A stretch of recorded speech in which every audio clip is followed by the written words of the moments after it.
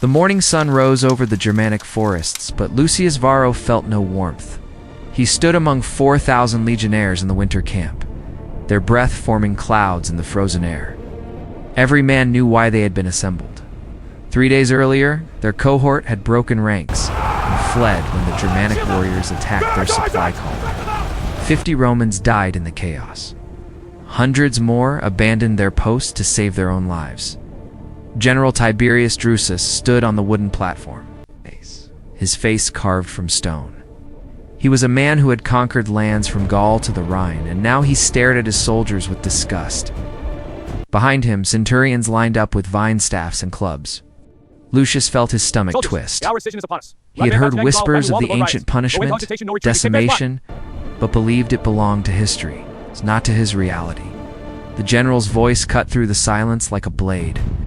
The shame of cowardice could not stand. Rome demanded discipline. Rome demanded blood. For every 10 men, one would die.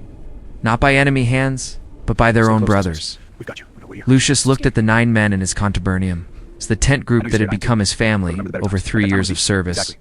There was old Titus, who shared his wine and told stories of campaigns in Hispania. Young Decimus, barely 16, who cried for his mother on cold nights. Rufus the Joker, who made them laugh even when rations ran low. These were not just soldiers. These were his brothers. The centurions moved through the ranks, dividing them into groups of 10. Leather bags appeared, each containing 10 stones. 9 white, 1 black. Lucius felt his hands shake as the bag reached his group. Titus drew first. White. Decimus next. Tears already streaming. White. 1 by 1. White. White. White. White. 8 stones gone. 2 remained. Lucius and Rufus locked eyes. The Joker was not laughing now. Lucius reached into the bag, his fingers closing around the cold stone. He pulled it out slowly, opened his palm, and saw white. Rufus collapsed to his knees. The black stone rolling from his hand onto the frozen ground. Gaius. Marcellus had survived 23 years in the legions. He had fought in Syria, marched through deserts, and stood firm when barbarians screamed and charged. But nothing in those decades prepared him for this moment. He stood in a circle with 8 other men, all holding clubs. In the center, Rufus knelt, his wrists bound, his face wet with tears. The centurion's orders were clear. Every man must strike. Those who refused would take the condemned man's place, and 9 new lots would be drawn. Refusal meant death and endangering others. Remember how scared I am. There was no escape from this horror.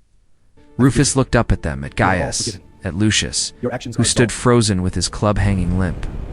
The condemned man spoke quietly, asking them to make it quick, to aim for his head, to end it fast.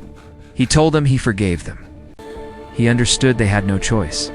These words made everything worse. The first blow came from Titus. The old soldier closed his eyes and swung hard. The club connected with bone, and Rufus cried out. Then Decimus struck, sobbing as he did. Then another. Gaius felt his turn arrive. His hands gripped the wood. He had killed enemies without hesitation, but this was different. This was Rufus, who had saved his life during an ambush 2 summers ago.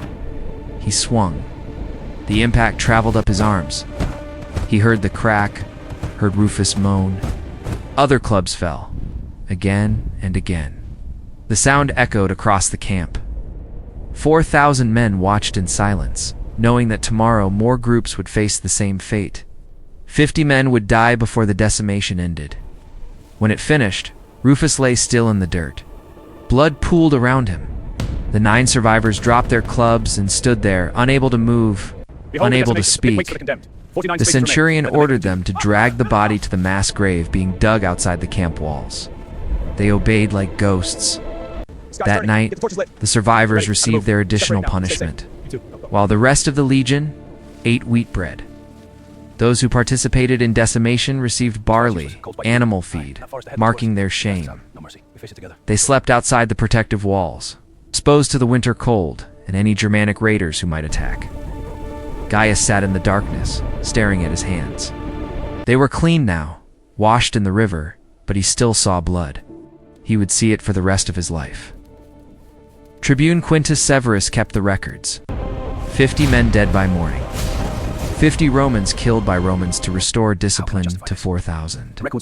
He sat in the command tent, writing his report to the Senate, trying to find words that justified what he had witnessed. General Drusus stood by the map table, drinking wine, his face showing nothing. He had ordered the decimation without hesitation. Following the ancient tradition that generals before him had used when soldiers forgot their duty, Quintus wanted to ask if it was worth it. If killing 50 loyal men would truly make the legion stronger, but he remained silent. Questions were not his place. The next morning, the legion marched. The Germanic tribes had gathered for another attack, confident after their previous victory. But the Romans who took the field were different now. They held formation when the barbarians charged. They did not break when arrows fell. They fought with desperate intensity, knowing that cowardice meant something far worse than death in battle. The Germanic warriors were crushed. The victory was total. General Drusus rode through the camp that night, praising his soldiers, declaring that Rome's honor had been restored. The men cheered, but their voices sounded hollow. Quintus watched Lucius and the other survivors. They had performed well in battle, fighting harder than anyone. But something was gone from their eyes. Rations are low. They moved like living men but seemed empty inside. The Legion had one, but what had it lost? In the following months, discipline remained perfect. No one fled. No one questioned orders. The decimation had worked exactly as intended. Yet Quintus noticed that the survivors rarely spoke. They performed their duties without complaint, but without joy. Some requested transfers to distant posts. Others simply disappeared one night, deserting despite knowing the punishment. Years later, after his service ended, Quintus would tell people about the decimation. Some called it necessary, the price of military greatness. Others called it barbaric, proof that Rome's power came from terror. He never knew which side was right. What he did know was this. Decimation created obedient soldiers, but it destroyed the brotherhood that made legions truly strong. Fear could forge discipline, but it could not forge loyalty. The 50 men died quickly. The survivors died slowly, carrying their guilt until their final days. Rome conquered the world through such methods. The question that haunted Quintus forever was simple. What did Rome become in the process?